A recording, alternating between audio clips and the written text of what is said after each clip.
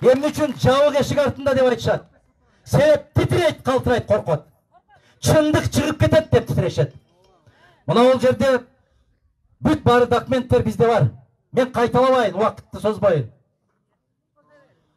65 жылдан баштап бардык документтерди айтып келип, биздин бүгүн туу кылып көтөрөр бир документибиз бар.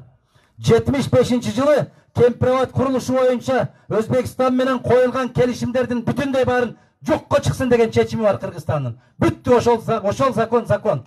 Андан беркисинде эч нерсе жок. Мына ушул айылдык кеңеш, караңыздар. Сабай айылдык кеңешине таазим этем.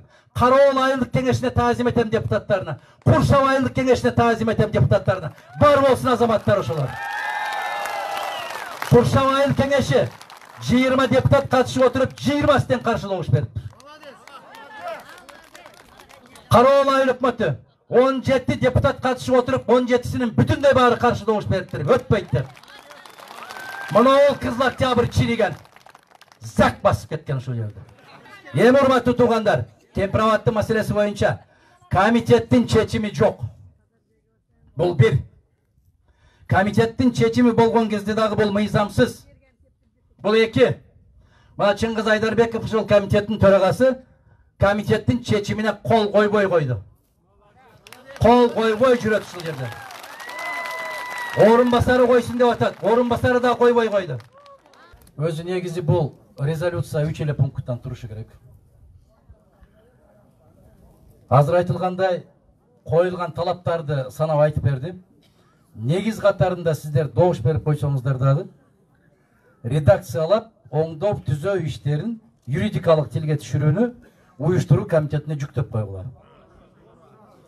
Мына ушул сабаттуу саясий чечим болот. Вот, анан канча пунктун калтырат, кандай кылып бир эки пунктты бириктирип койсо болот, үчөөнү бириктирип бир кылып жазса болот. Ал ошол уюштуруу комитетинин карабагында болсун. Кандай дейсиздер? Негиз катарында койгула, ушул маселелер чагылдырылсын. Анан редакциялап оңдоп түзөө ишин уюштуруу комитетине жүктөлсүн. Эки пункттан чечимди кабыл алууга азыр. Калганы өзүңөр бүтүрөсүңөр. Мына атайын баарыңар плакат көтөрүп мени чакырдыңар. Атайын келдим. Оюму айттым. Сунуштарыма бердим. Бирок мунун аягын чече турган бир гана ким? Эл. Ошону менен бирге экинчи чече турган өзүңөрдүн депутатыңар. Мына эки объект ошол жакка көз каратып туруп өзүңөрдүн сунушуңарды беришиңер керек. Биз ар кандай нерсе менен анализ жасап, оюбузду гана айтабыз. Туурабы, аны убакыт тагдырбайт. Ошон үчүн мен айтпайм канча килограмм керек экендигин, себеби дегенде бул опурталдуу нерсе. Кийин айтат да Исаков айтты эле мынанча деп. Рахмат. Эмне себептен биз 1965-70 жылкы эки өлкө ортосундагы келишимде айтылган шарттар, милдеттемелер тууралуу толук кандуу чечим кабыл албай туруп, биз муну өткөрүп берүү процессине өтүп кеттик да. Анткени өзбек тарап кураардан мурун бир нече милдеттемелерди алган. Левобережный, Кемпирабадский канал куруп беребиз деген, Сокто суу сактагыч куруп беребиз деген, жана башка көп деген. Анткени биз ошолорду эгер экономикалык көз карашта карай турган болсок, биз бир нече биздин кыргызстандыктар өзүлөрү тиричилик кылып жашоо шартын тыңдап алмак да. А тескерисинче биз эмнени алып атабыз? Азыр биякта жергиликтүү бир туугандар менен сүйлөшсөк, мына ушул суу сактагыч ачылгандан баштап бир нормалдуу бир нерсе өспөй калды дейт. Нымдуулуктун айынан. Эмнеге биз ошол экономикалык чыгашаларды бүгүнкү күндө такыр унутуп койдук? Биринчи, биз азыркы учурда талап кылуучу жагдай ошол эң башкы келишимдер толук кандуу милдеттемелер менен ачыкталышы керек.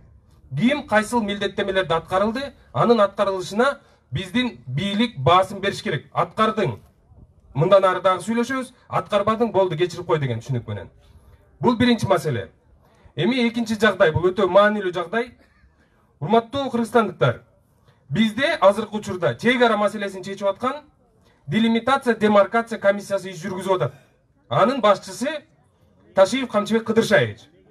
Эми дагы бир мына тактоочу жагдай. Делимитация демаркация деп атабыз. Бул ошол эки өлкөнүн Тажикстан менен Кыргызстан болобу, Өзбекстан менен Кыргызстан болобу, такталбаган аймактарын аныктоо максатында түзүлгөн комиссия. Мына такталбаган аймактарды аныктап делимитациялоо, ошол сызык кылып чийүү деп коелучу, жупуну сөз менен айтканда. А бирок бизде эмне болуп атат? 4485 гектар жер, бул эмне такталбаган жерби?